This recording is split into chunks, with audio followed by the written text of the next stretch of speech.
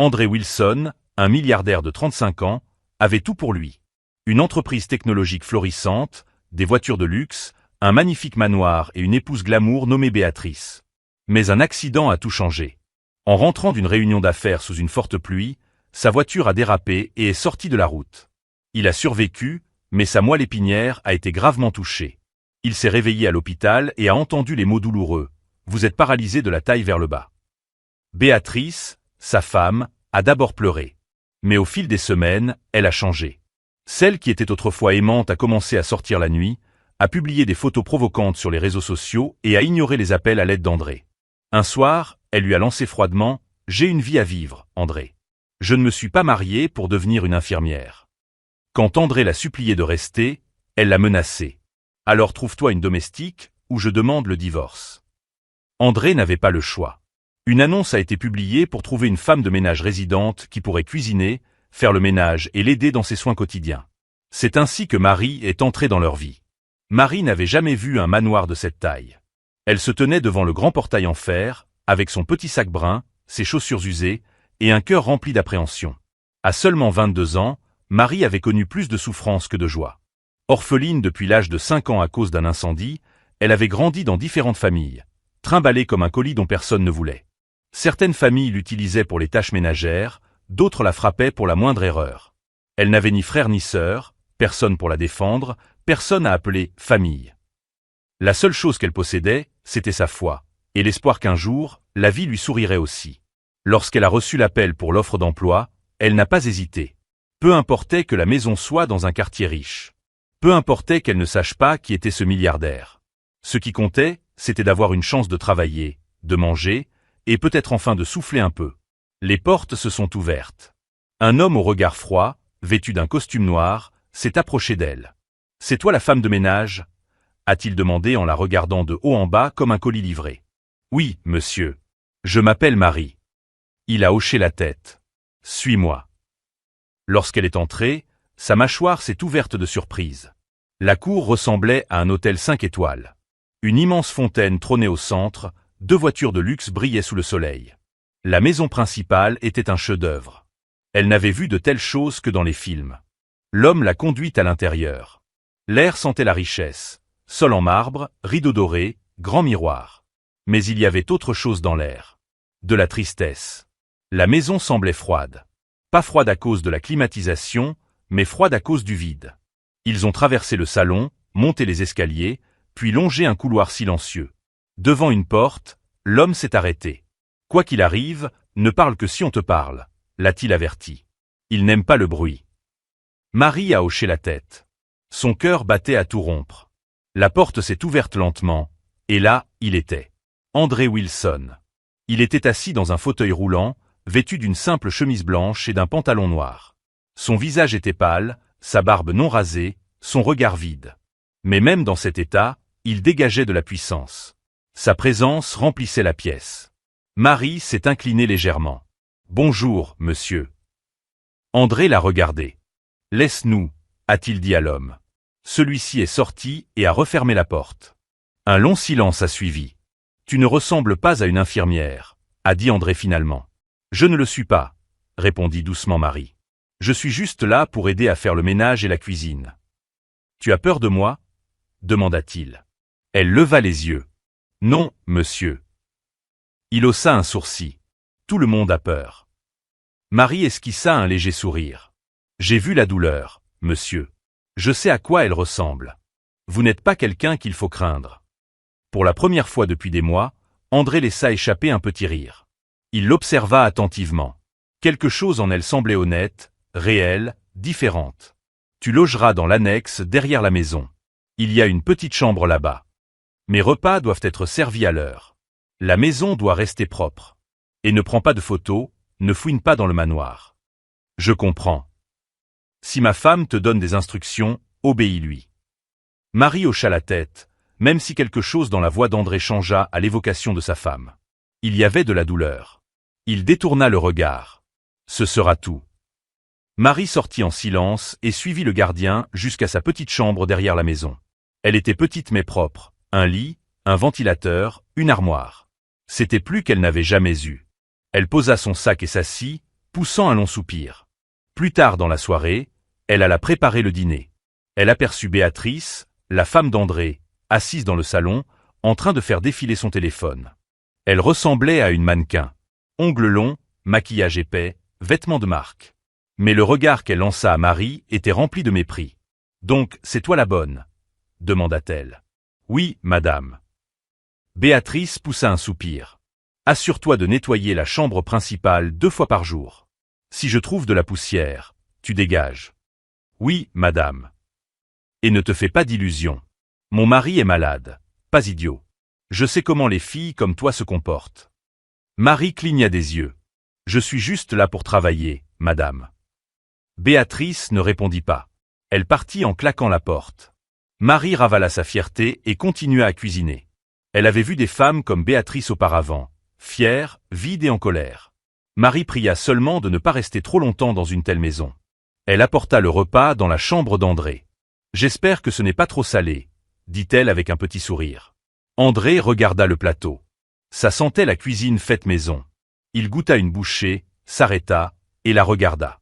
« C'est vraiment bon. » Marie sourit de toutes ses dents. « Merci, monsieur. » Il la regarda encore. « Comment tu t'appelles déjà ?»« Marie. » Il hocha la tête. « Tu as un visage doux, Marie. » Son cœur se réchauffa un peu. « Et vous avez des yeux fatigués, monsieur. » Il marqua une pause, surpris. « Personne ne m'a jamais dit ça. »« C'est peut-être que personne n'a jamais vraiment regardé, » répondit-elle. Ce soir-là, Marie retourna dans sa chambre et s'agenouilla à côté de son lit. « Seigneur, » pria-t-elle, « je ne sais pas pourquoi tu m'as amené ici, mais s'il te plaît, utilise-moi et aide monsieur André à retrouver la joie. » Elle essuya une larme et se coucha. Le lendemain matin à 6 heures, Marie balayait déjà le couloir quand Béatrice entra discrètement par la porte d'entrée. Elle portait une robe rouge moulante et tenait ses talons brillants à la main. Son maquillage était étalé, ses cheveux en désordre. On aurait dit qu'elle avait dansé toute la nuit. Elle ne remarqua pas Marie au début, mais en levant les yeux et en la voyant, son visage se crispa d'agacement. « Qu'est-ce que tu regardes ?» lança-t-elle sèchement. Marie s'inclina légèrement. « Bonjour, madame. » Béatrice poussa un soupir agacé et monta les escaliers sans répondre. Marie la regarda s'éloigner, un étrange sentiment dans la poitrine. La maîtresse de maison rentrait au lever du soleil, alors que son mari malade restait cloué au lit. Quelque chose n'allait pas. Plus tard dans la matinée, André appela Marie dans sa chambre. « Tu es déjà debout ?» dit-il pendant qu'elle ajustait sa couverture. « J'ai toujours été une lève-tôt, » répondit-elle. « J'aime commencer le travail avant que le soleil ne se lève complètement. » Il sourit faiblement. « Je l'ai remarqué. Tu es différente. » Marie resta silencieuse un instant, puis demanda doucement. « Monsieur, voudriez-vous vous asseoir dehors aujourd'hui ? Un peu de soleil pourrait vous remonter le moral. » André hésita. « Je ne suis pas sorti depuis des mois. Peut-être qu'il est temps d'essayer. Je peux vous pousser en fauteuil, juste pour quelques minutes. » Après un moment, il hocha la tête. « D'accord. » Marie l'aida à s'habiller, puis le poussa lentement jusqu'au jardin derrière la maison. L'air était frais. Les oiseaux chantaient. Les fleurs dansaient dans la brise. André ferma les yeux. « J'avais oublié ce que l'air frais faisait ressentir, » dit-il. « Vous êtes resté enfermé trop longtemps, » répondit Marie doucement. « Même un arbre a besoin de soleil pour grandir. » André la regarda. « Tu parles comme quelqu'un qui a beaucoup lu. » Marie sourit. « Je n'ai jamais vraiment été à l'école, mais je lis tout ce que je trouve. Les livres m'ont sauvé de bien des nuits solitaires. » Pendant 1 heure, ils parlèrent. Pas de douleur, pas de maladie, juste des choses simples, les fleurs, les livres, les rêves. Marie était la première personne depuis longtemps à traiter André comme un être humain, et non comme un corps brisé. Mais leur moment fut interrompu par la voix de Béatrice qui résonna dans le jardin. « Qu'est-ce qui se passe ici ?» Elle se tenait sur le pas de la porte, les bras croisés, les yeux pleins de colère. Marie se leva rapidement. « Nous prenions juste un peu d'air frais, madame. » Béatrice s'approcha et fixa André. « Tu ne m'as pas demandé la permission pour sortir. » André fronça les sourcils. « Béatrice, je n'ai pas besoin de ton autorisation pour prendre le soleil. » Béatrice se tourna vers Marie. « Rentre tout de suite. » Marie poussa doucement André vers la porte, en silence. Ce soir-là, André confronta Béatrice dans leur chambre. « Où étais-tu cette nuit ?» Béatrice leva les yeux au ciel. « Dehors. Tu n'es pas mon père, André. Je suis ton mari. » Un mari qui ne peut même plus marcher, dit-elle avec un rire amer. Tu sais ce que ça fait d'être coincé avec un homme qui était autrefois un lion, mais qui n'est plus qu'une ombre? Le cœur d'André se brisa. Tu disais que tu m'aimais. J'aimais l'homme puissant que tu étais. Maintenant, je me sens comme une prisonnière. J'ai ma vie à vivre. Je ne vais pas gaspiller ma jeunesse à changer des couches et pousser un fauteuil roulant. Il la regarda fixement. Alors c'est ça. Tu es déjà passé à autre chose. Elle s'approcha, la voix glaciale. Ça fait longtemps que j'ai tourné la page. Je suis resté pour une seule chose.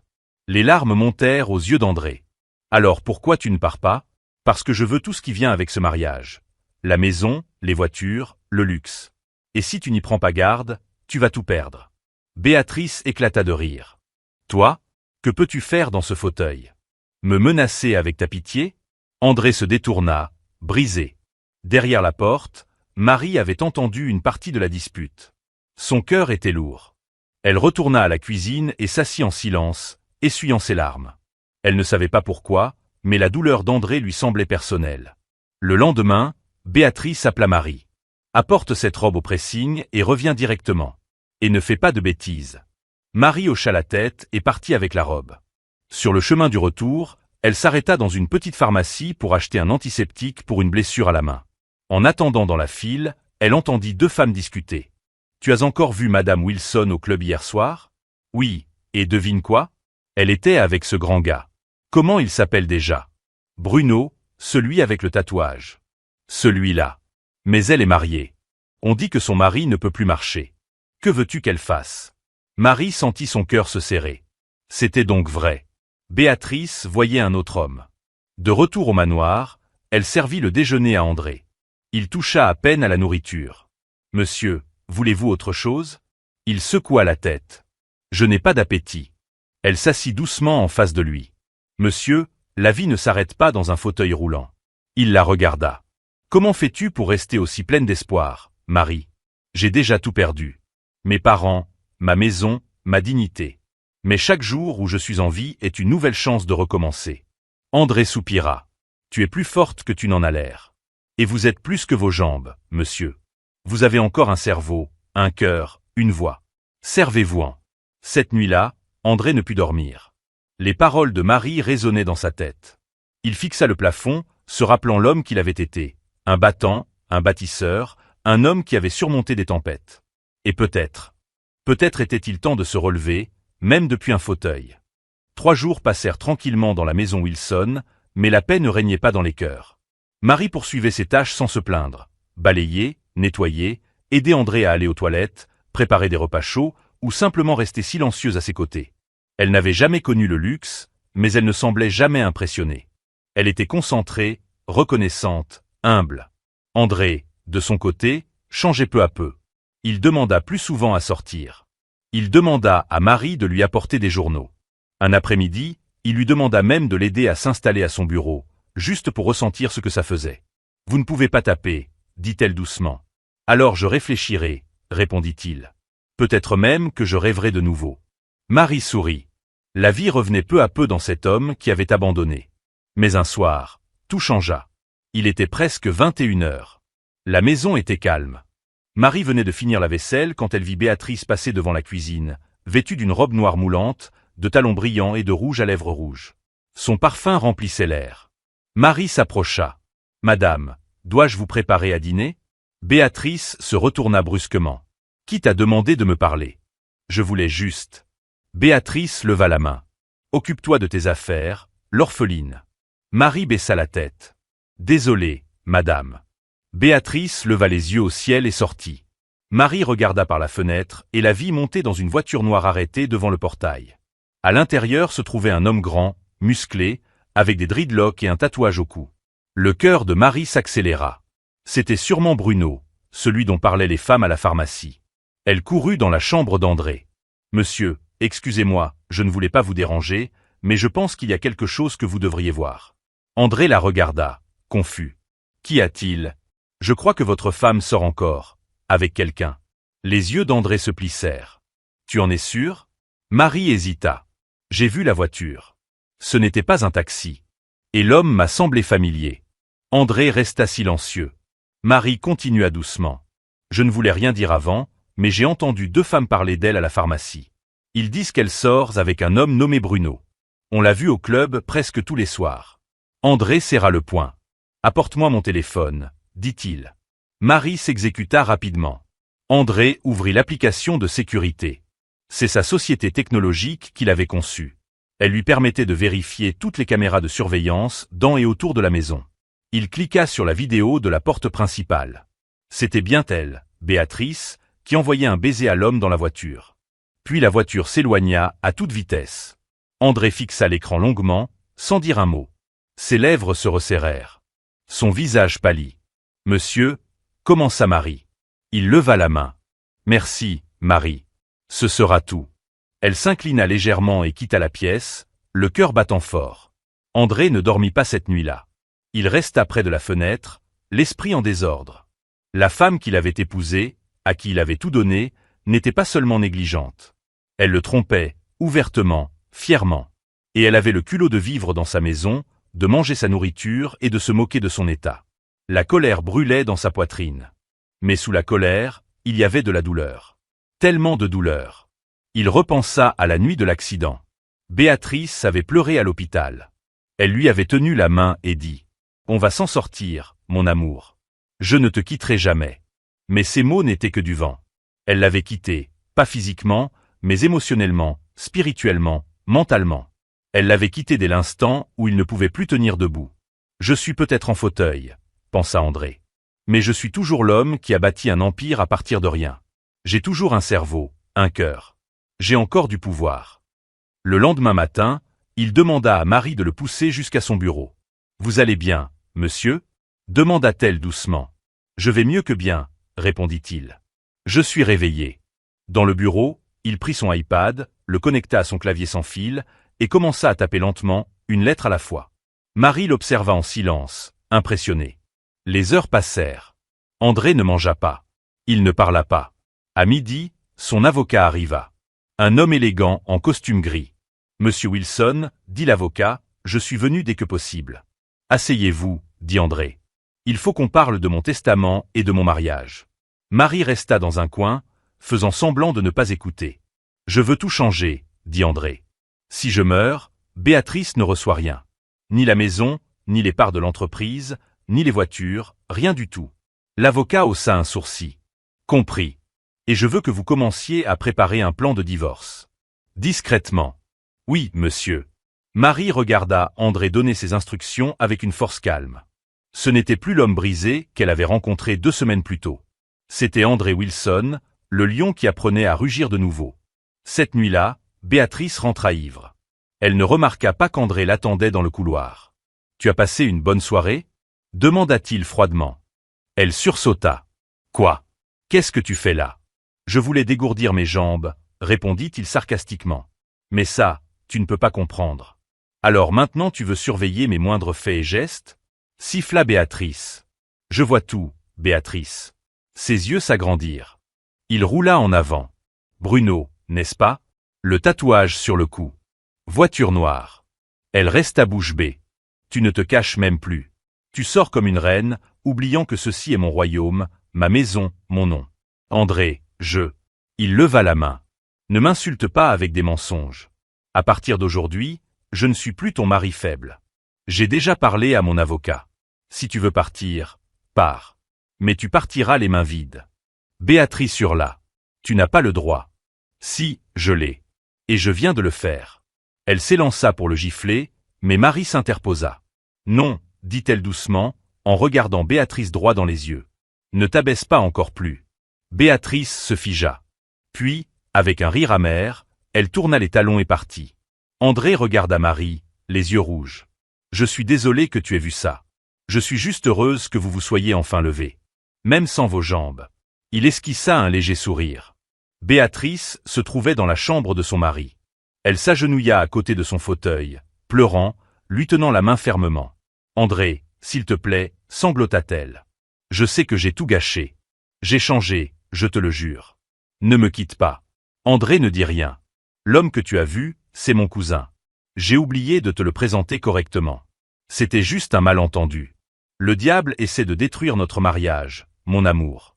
Ne te laisse pas avoir. » Elle pleura encore plus fort, secouant la tête. J'ai été si stupide. Je n'ai pas compris ce que j'avais jusqu'à ce que je sois sur le point de le perdre. Tu es mon mari. Je t'aime encore. S'il te plaît, André, pardonne-moi.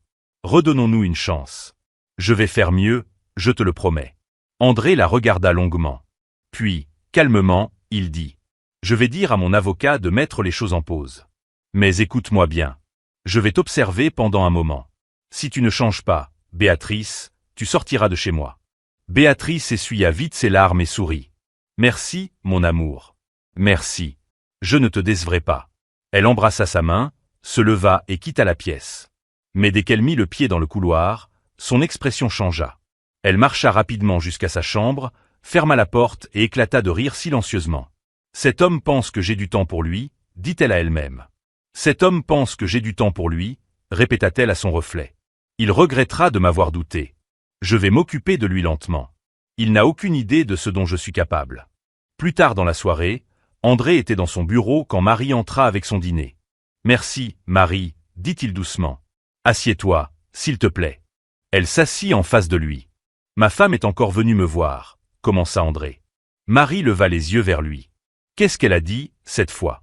Elle a supplié, dit qu'elle avait changé, a affirmé que l'homme que j'ai vu était son cousin. Elle a dit que le diable essayait de détruire notre mariage. Marie cligna des yeux. Vous la croyez, monsieur?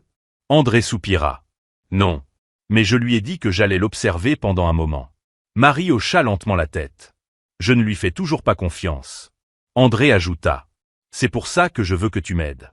Marie fronça les sourcils. Comment, monsieur? Aide-moi à la surveiller de près. Je veux savoir ce qu'elle fait derrière mon dos. Marie hésita. Monsieur, vous pensez que c'est une bonne idée? André la regarda. Je sais ce que je fais. Elle resta silencieuse un moment, puis parla doucement. Monsieur, au lieu de vous concentrer autant sur elle, pourquoi ne pas penser un peu à vous? Vous êtes dans ce fauteuil roulant depuis trop longtemps. Recommencez à faire un peu d'exercice. Même de petits mouvements. Ça pourrait aider à votre guérison. André la regarda longuement. Puis sa voix s'adoucit. Marie. Oui, monsieur. Je t'aime. Elle cligna des yeux. Monsieur, qu'avez-vous dit? Tu m'as bien entendu, répondit André d'une voix posée.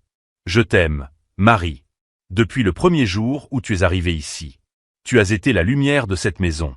Tu m'as aidé plus que n'importe qui. Marie baissa les yeux, choquée. Monsieur, je pense que vous êtes stressé, dit-elle rapidement. Vous devez vous reposer, s'il vous plaît. Je n'ai jamais été aussi sérieux, répondit André. Elle se leva doucement, évitant son regard.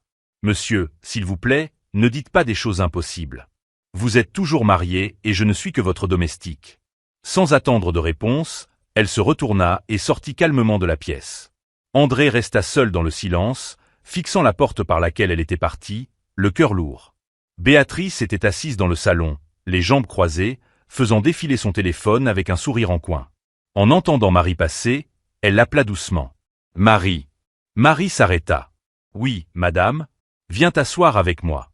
Je veux te parler. Marie hésita, mais obéit. Elle s'assit au bord du canapé, les mains posées sur ses genoux. Béatrice sourit gentiment. Dis-moi quelque chose. Tu veux continuer tes études? Marie parut surprise. Oui, madame. J'aimerais beaucoup aller à l'université. C'est mon rêve depuis toujours. Béatrice se pencha vers elle. Et si je t'aidais à voyager à l'étranger pour étudier? Marie écarquilla les yeux. Vraiment? Vous feriez ça pour moi? Bien sûr, répondit Béatrice avec un faux sourire. Tu iras dans une bonne école publique là-bas. Ta vie sera meilleure. Tu mérites plus que de nettoyer cette grande maison tous les jours. Le cœur de Marie battait fort. Merci, madame. Mais puis-je vous demander pourquoi vous faites cela? Le sourire de Béatrice s'effaça lentement. Son regard devint sérieux. J'ai besoin que tu fasses quelque chose pour moi, dit-elle à voix basse. Marie cligna des yeux. Quoi donc, madame? Béatrice regarda autour, puis sortit un petit sachet blanc de son sac à main. Elle le posa doucement dans la paume de Marie. Mets ça dans la nourriture de mon mari. Marie regarda la poudre, puis leva les yeux vers Béatrice, confuse. Madame, c'est quoi ça? C'est juste quelque chose pour l'aider à aller mieux. Il a besoin de se détendre. J'essaie de l'aider. Pourquoi ne pas le lui donner vous-même, madame? Demanda Marie doucement. Le sourire de Béatrice disparut complètement. Sa voix devint tranchante. Ne sois pas stupide. Mon mari déteste prendre des médicaments. Il le jetterait s'il le voyait. Tu ne comprends pas, espèce de petite idiote de villageoise? La bouche de Marie s'entr'ouvrit, choquée par l'insulte. Je suis désolé, madame. Mais je ne peux pas faire ça. Je ne peux pas. Béatrice se leva brusquement, les yeux pleins de colère. Tu n'as pas le choix. Marie se leva aussi, les mains tremblantes. S'il vous plaît, madame, ne me forcez pas. Béatrice s'approcha, sa voix glaciale. Si tu ne fais pas ce que je dis, je te ferai disparaître. Et si tu dis quoi que ce soit à mon mari, je te jure que tu es morte. Marie recula lentement, les yeux écarquillés de peur. Je vais y réfléchir, madame, dit-elle d'une voix tremblante. Béatrice sourit de nouveau, lentement, comme un serpent. C'est mieux. Marie retourna en courant dans sa chambre, ferma la porte et tomba au sol. Ses mains tremblaient. Le sachet blanc était toujours dans sa paume, comme une malédiction. Des larmes remplissaient ses yeux. Qu'est-ce que je vais faire maintenant? Murmura-t-elle. Si je dis la vérité, elle pourrait me faire du mal. Si je me tais, je deviendrai complice d'un crime. Elle serra le sachet dans son poing. Je dois réfléchir. Je dois être intelligente. Marie ne dormit pas cette nuit-là. Elle resta assise au bord de son petit lit, le sachet toujours posé sur la table à côté d'elle. Les paroles de Béatrice tournaient dans sa tête. Si tu ne le fais pas, je te ferai disparaître. Si tu dis quelque chose à mon mari, tu es morte. Elle s'enroula dans ses bras, frissonnant, non pas de froid, mais de peur. Elle se leva, alla vers le miroir et regarda son reflet. Ses yeux étaient fatigués, son cœur lourd. « Seigneur, s'il te plaît, aide-moi » murmura-t-elle. « Je ne veux blesser personne, mais j'ai peur. » Soudain, une idée lui vint. Le lendemain matin, elle prit le sachet et l'enveloppa dans un mouchoir. Elle le mit dans une petite enveloppe et le cacha au fond de son sac à main. Elle nettoya la maison comme d'habitude, agissant normalement, faisant semblant que tout allait bien. Quand elle apporta le petit déjeuner à André, elle resta silencieuse près de la porte après avoir posé le plateau. André leva les yeux. « Tout va bien, Marie ?» Elle ouvrit la bouche, puis la referma. Il haussa un sourcil. « Tu n'es pas comme d'habitude aujourd'hui. » Elle força un sourire. « Je vais bien, monsieur. » Il observa son visage un instant, puis dit doucement. « Tu peux me parler, Marie. Je t'ai déjà dit que tu n'es pas juste une domestique dans cette maison. » Ses lèvres tremblaient. « Monsieur, est-ce qu'on peut se promener dans le jardin plus tard ?» André hocha la tête. « Bien sûr. » Après le petit déjeuner, elle le poussa en fauteuil roulant dans le jardin, où le soleil du matin était doux et l'air paisible.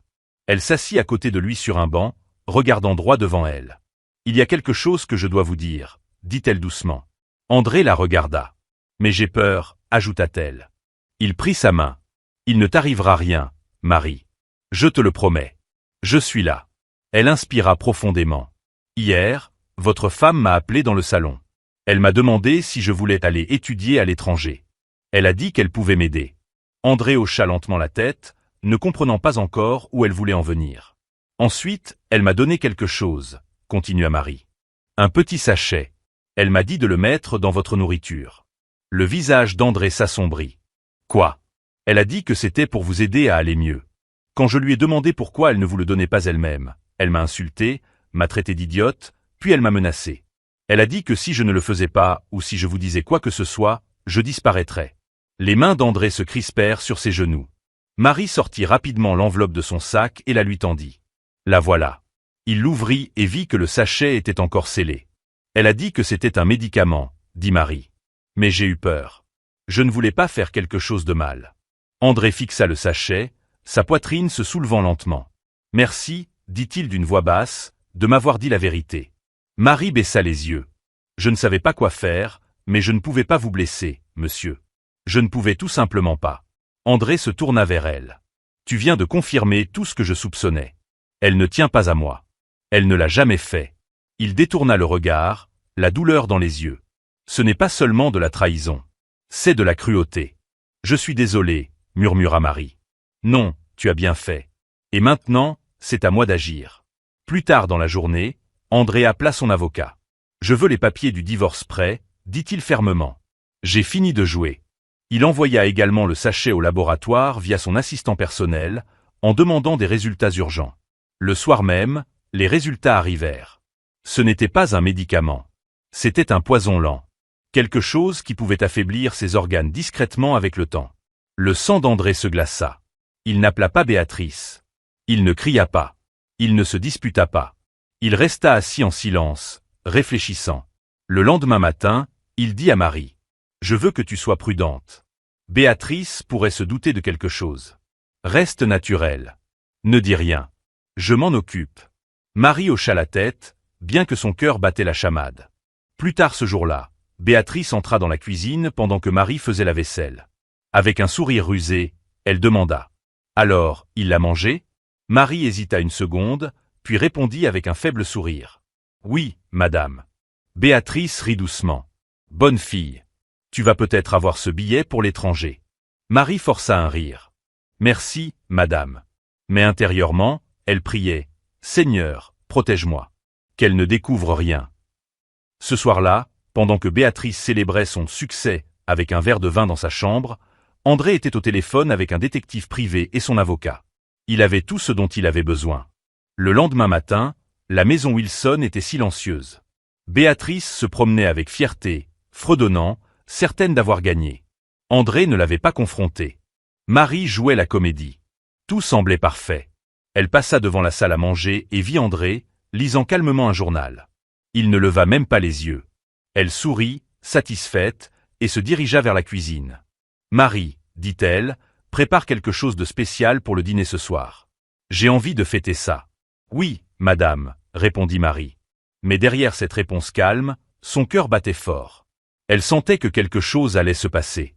À exactement 16 heures, la sonnette retentit.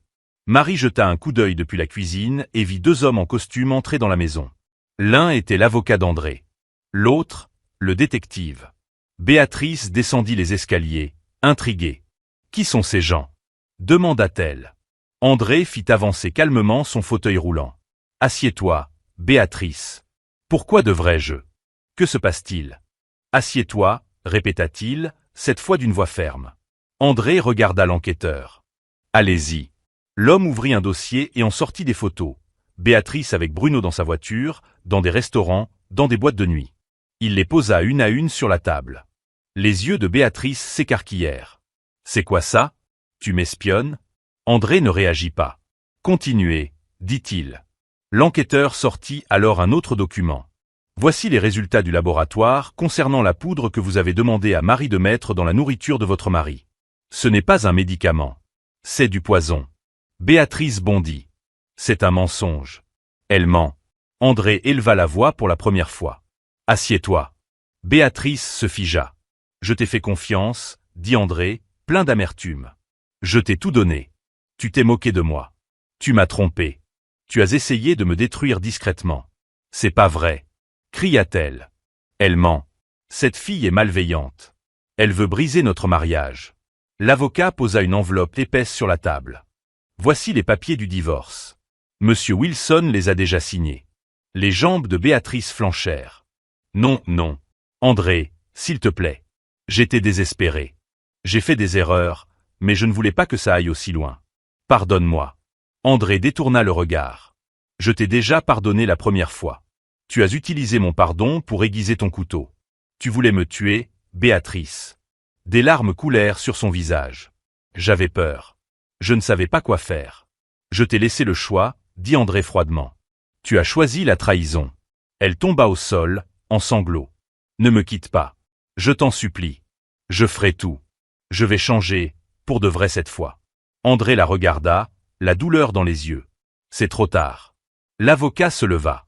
Vous avez 48 heures pour quitter cette maison. L'enquêteur rangea les documents et sortit. Béatrice se releva lentement, s'essuya le visage. Elle regarda Marie, debout en silence près de la porte de la cuisine. « C'est ta faute !» cria-t-elle. « Sale orpheline. Je t'ai aidé. Je voulais t'emmener à l'étranger. » Marie ne répondit pas. Elle la regarda calmement. Béatrice quitta la pièce en furie. 2 jours plus tard, Béatrice quitta discrètement le manoir, les valises à la main, le visage couvert de honte. Ce soir-là, alors que Marie mettait la table, André l'appela doucement. « Marie, viens t'asseoir. » Elle s'assit calmement à côté de lui. « C'est fini, dit-il. »« Je sais, » répondit-elle doucement. Il la regarda. « Merci. » Elle secoua la tête. Vous n'avez pas à me remercier, monsieur. Vous aviez juste besoin que quelqu'un vous dise la vérité. Il sourit. Tu as été plus que quelqu'un. Tu as été tout. Marie baissa timidement les yeux. Je pense toujours ce que j'ai dit auparavant, ajouta André. Mais je ne veux pas te presser. Je veux juste que tu saches que je suis libre maintenant, et que mon cœur est ouvert. Pendant ce temps, Béatrice arriva chez son petit ami, dans la maison qu'elle avait secrètement construite avec l'argent de son mari. Elle frappa à la porte, furieuse. Bruno ouvrit, torse nu, un verre à la main. Il parut surpris. « Qu'est-ce que tu fais ici si tôt ?» Béatrice entra de force. « C'est ma maison, tu te souviens ?» Il referma la porte et la suivit. « Calme-toi. Pourquoi tu cries ? J'en ai marre de faire semblant. Marre de jouer à la femme. Ils m'ont viré. » Bruno s'assit, l'air confus. « Qu'est-ce qui s'est passé cette fois ? André a tout découvert. Il sait que tu n'es pas mon cousin. Il sait qu'on se voit en cachette. Il a même appris que j'ai donné quelque chose à Marie pour mettre dans sa nourriture. » Bruno se leva lentement. « Attends, tu veux dire, il sait tout ? » ?»« Oui, » cria-t-elle. « Cette orpheline inutile m'a trahi. J'aurais dû m'occuper d'elle plus tôt. Maintenant, elle se promène dans la maison comme une reine. » Bruno serra la mâchoire. « Alors maintenant, t'es à la rue ?» Béatrice hocha la tête. « Il m'a donné 48 heures. Je suis parti. Je n'ai plus rien, et tout ça, c'est à cause de cette stupide bonne. » Bruno la regarda attentivement. « Tu as dit qu'elle s'appelle Marie ? » ?»« Oui. »« Et elle vit là-bas maintenant ? » ?»« Oui, » répondit Béatrice avec colère. « Et je crois qu'André est amoureux d'elle. C'est ça le pire. Il lui fait confiance, il la croit. » Elle se mit à faire les 100 pas dans la pièce. « Tout ce pourquoi j'ai travaillé est parti en fumée. Tout ça à cause d'elle. » Elle lui remplissait la tête de mensonges. Bruno s'adossa, les yeux sombres de colère. « Je vois. Tu lui as donné ta jeunesse, et maintenant, il court après une pauvre fille de village. » Béatrice hocha la tête. « Exactement. Il a oublié qui était à ses côtés avant l'accident. » Bruno resta silencieux un moment. Puis il prit son téléphone et passa un appel. « Yo, dit-il. J'ai un travail à faire. Ce soir. Pas de retard. » Béatrice se figea et le regarda. « Combien ?» demanda la voix au téléphone. « Peu importe le prix, je paie, » répondit Bruno. Il raccrocha et lança un sourire glacial à Béatrice. « Il est temps d'en finir. Puisqu'André et cette fille Marie pensent avoir gagné, on va leur montrer ce qu'est la vraie douleur. » Les yeux de Béatrice s'illuminèrent. « Tu veux dire qu'ils vont disparaître ? » ?»« Oui, tous les deux, » dit Bruno. Béatrice sourit méchamment. « J'ai hâte d'entendre qu'ils ne sont plus là. » Elle éclata de rire et jeta ses talons au sol. « Des gens inutiles. Qu'ils ressentent ce que moi j'ai ressenti. » Bruno lui tendit un verre. « Ne t'inquiète pas. J'ai appelé les bons gars. Ils ne laissent pas de témoins. » Béatrice leva son verre à la vengeance. Cette nuit-là, alors qu'André lisait dans sa chambre et que Marie nettoyait la cuisine, 3 motos noires s'arrêtèrent silencieusement au bout de la route près du manoir. 3 hommes vêtus de noir, le visage couvert, en descendirent. « C'est cette maison, » murmura l'un d'eux. « On entre, on les élimine, et on disparaît. Pas de bruit, pas d'erreur. » Ils sortirent de longues armes, vérifièrent leurs poches, puis se dirigèrent discrètement vers le portail latéral. Dans la maison, Marie entendit un léger clic près de la fenêtre arrière. Elle s'arrêta. Son cœur s'emballa. Quelque chose clochait. Elle éteignit la lumière de la cuisine et s'approcha sur la pointe des pieds de la chambre d'André. « Monsieur » chuchota-t-elle. Il leva les yeux. « Marie, qu'est-ce qui ne va pas ? Je crois que quelqu'un est dehors. » André se dirigea en fauteuil roulant vers le panneau de contrôle à côté de son lit. Il ouvrit l'application des caméras sur sa tablette. Ce qu'il vit lui coupa le souffle. 3 hommes masqués escaladaient le mur arrière. Il appuya immédiatement sur le bouton d'alarme. « Reste près de moi, » dit-il. « Ne panique pas. » Soudain, l'alarme de sécurité retentit, forte et stridente. Les intrus s'arrêtèrent net. Les lumières autour du manoir clignotèrent. Le chef de la sécurité d'André, qui habitait 2 maisons plus loin, reçut l'alerte silencieuse et prit son arme. En quelques minutes, lui et 2 gardes armés arrivèrent à la porte. Les intrus tentèrent de fuir, mais furent coincés. « Ne bougez plus !» cria un garde. L'un d'eux sauta par-dessus le mur, mais fut blessé à la jambe. Les autres lâchèrent leurs armes et levèrent les mains. La police fut appelée. À l'intérieur, Marie tremblait. André lui prit la main. « Tout va bien. Tu es en sécurité maintenant. » Des larmes coulèrent sur les joues de Marie. « Qui ferait ça ? demanda-t-elle. André savait déjà. La police arriva et arrêta les intrus. Après des heures d'interrogatoire, l'un d'eux craqua. On a été envoyé par un homme nommé Bruno. Il nous a payé pour attaquer un homme en fauteuil roulant et sa bonne. André resta silencieux pendant que l'officier lisait le rapport. Et Bruno? Demanda André. C'est le prochain sur la liste, répondit l'agent. Béatrice et Bruno étaient maintenant assis dans le tribunal, menottés, habillés de tenues ternes de prisonniers. La femme autrefois fière, couverte de diamants et de robes de luxe, avait l'air pâle, fatiguée et brisée. Bruno était assis à côté d'elle, la tête baissée, évitant son regard. André était là aussi, assis à l'arrière avec Marie à ses côtés. Il portait un costume noir et était en fauteuil roulant, l'air calme. Marie lui tenait la main en silence. Le juge entra. « Tout levez-vous ». Tout le monde se leva, puis le juge s'assit et la salle se calma. Le procureur se leva et commença à lire.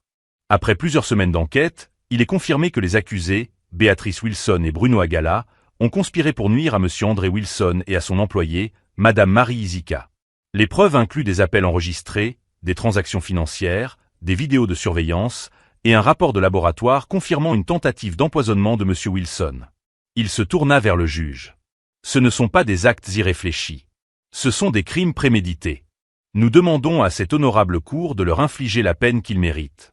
Béatrice se leva brusquement. Votre honneur, j'ai été trompée. Je ne savais pas que la poudre était du poison. C'est Bruno qui me l'a donnée. Il m'a utilisé. Bruno bondit. Elle ment. C'est elle qui a dit qu'on devait se débarrasser d'André. C'est elle qui m'a donné l'argent. Silence, ordonna le juge. Les deux se rassirent immédiatement. Le juge feuilleta le dossier, puis parla lentement. Après un examen attentif, cette cour déclare les deux accusés coupables de complot, tentative de meurtre et possession illégale de substances dangereuses. La bouche de Béatrice s'ouvrit, mais aucun son n'en sortit. Bruno s'affaissa, vaincu. Cette cour condamne Béatrice Wilson à 10 ans de prison, déclara le juge, et Bruno Agala à 12 ans. Des exclamations se firent entendre dans la salle. Béatrice éclata en sanglots. Non, je ne peux pas aller en prison. J'étais riche. On m'aimait. Je vous en supplie. Deux agents la saisirent et commencèrent à l'emmener. Tu aurais dû y penser avant de trahir ton mari, murmura l'un d'eux. Bruno ne dit rien. Il s'éloigna silencieusement, la tête baissée. 3 semaines s'étaient écoulées depuis que le tribunal avait condamné Béatrice et Bruno. Le manoir était désormais paisible. Plus de drame, plus de peur. Juste des rires, de la guérison, et l'espoir qui revenait dans chaque recoin de la maison.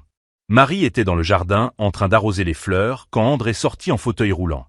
Il avait meilleure mine ces jours-ci, plus fort, plus confiant. Ses yeux brillaient, et il souriait plus souvent. Marie, l'appela-t-il doucement. Elle se retourna et sourit.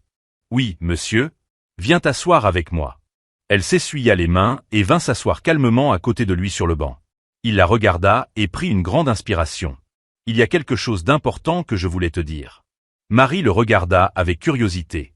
Qu'est-ce que c'est? Il sortit une petite boîte élégante de sa poche et l'ouvrit lentement. À l'intérieur se trouvait une magnifique bague en or avec un diamant simple, élégant et splendide. Marie poussa un petit cri de surprise. Marie Isika, dit-il d'une voix légèrement tremblante. Tu es entrée dans ma vie quand j'étais au plus bas. Tu m'as nourri, tu m'as aidé, tu as cru en moi. Tu m'as montré l'amour alors que je pensais ne pas en mériter. Veux-tu m'épouser? Les larmes remplirent les yeux de Marie. Ses mains se posèrent sur sa bouche. Monsieur. Ne m'appelle pas monsieur, chuchota-t-il avec un sourire. Appelle-moi André. Elle rit doucement à travers ses larmes. Oui, André. Oui, je veux t'épouser. Il la regarda tendrement. Est-ce que tu m'aimes? Marie hocha la tête rapidement. Je t'aime depuis longtemps. Mais j'avais peur. Je ne pensais pas que tu pourrais ressentir la même chose. André sourit. Puis, à sa grande surprise, il se leva. Marie recula, les yeux grands ouverts. André, tu marches? Il rit. Oui. Elle se leva aussi, incapable d'y croire. Mais comment? Quand? Il y a quelques semaines encore, tu ne pouvais même pas te lever. Il lui prit les mains et la regarda dans les yeux. Marie, je pouvais marcher depuis des mois. Mais je n'ai rien dit à personne. Elle resta figée. Quoi? Pourquoi? André soupira. À l'époque, j'ai commencé à entendre des choses. Des gens sont venus me parler en secret. Ils disaient que Béatrice me trompait, qu'elle rencontrait d'autres hommes, qu'elle dépensait mon argent n'importe comment. Marie le regardait, choquée. J'ai demandé à mon médecin privé de mentir. Je lui ai dit de dire à Béatrice que je ne marcherais plus jamais. J'avais besoin de la tester. De voir si elle m'aimait vraiment, ou si elle aimait seulement mon argent. Marie posa une main sur sa poitrine. Tu faisais semblant? André hocha la tête. Chaque jour, je regardais, j'écoutais. Et dans toute cette douleur, Dieu t'a envoyé à moi. Marie sourit à travers ses larmes. Je ne sais pas quoi dire. Il la regarda en souriant. Dis-moi que tu veux être ma femme. Pas seulement parce que je peux marcher à nouveau, mais parce que tu m'aimes et que moi je t'aime. Je le veux, dit-elle d'une voix douce. Je t'épouserai, André. Aujourd'hui, demain, pour toujours. Quelques semaines plus tard, André et Marie se tenaient devant une petite foule, dans le magnifique jardin derrière le manoir. Les fleurs étaient en pleine floraison comme jamais auparavant. Le soleil brillait doucement, et tout le monde souriait. Marie portait une simple robe blanche, rayonnante comme une reine. André se tenait droit, dans un élégant costume gris, l'air fier et heureux. « Je le veux, » dit Marie. « Je le veux, » répondit André. Ils s'embrassèrent tendrement, sous les acclamations et les rires de leurs invités. De servante orpheline à épouse bien-aimée, la vie de Marie avait totalement changé. Et André, lui, avait trouvé l'amour non pas dans la richesse, mais dans l'honnêteté, la simplicité et la vérité. Ensemble, ils vécurent heureux pour toujours. Chers spectateurs, quelles leçons retenez-vous de cette histoire dramatique? Partagez vos réflexions dans les commentaires ci-dessous. Si vous avez aimé cette histoire, laissez un pouce bleu, partagez-la avec vos amis et abonnez-vous à notre chaîne. N'oubliez pas d'activer la cloche de notification pour ne rien manquer de nos prochaines vidéos. Merci de nous avoir suivis et restez bénis.